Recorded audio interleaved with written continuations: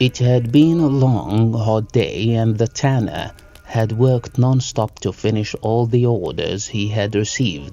As sunset approached, he felt more exhausted than usual. All he wanted was to go home, get a bite to eat, then lie down for an extended sleep. He locked up at the tannery and began his long walk home, but as he was utterly drained, he uncharacteristically took a wrong turn and ended up in the perfume section of the bazaar. As soon as he smelled the fragrant scents lingering in the air, his head went into spin, and he passed out lifelessly on the floor.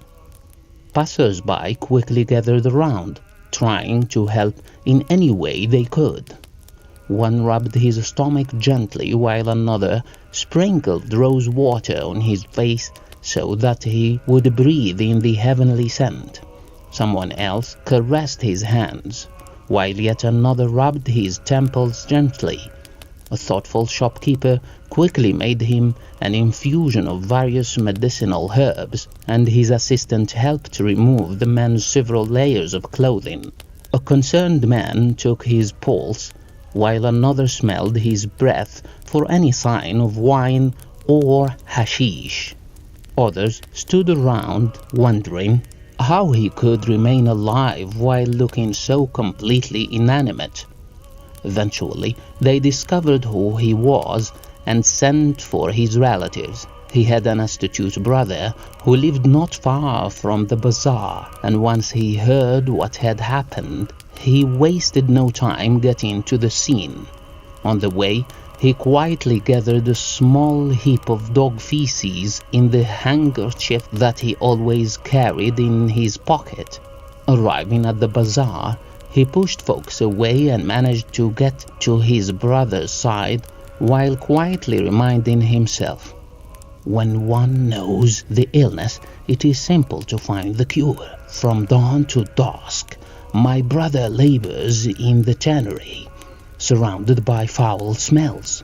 When one falls ill, his only cure is that to which he's addicted. He's become sick because he's been exposed to the unfamiliar.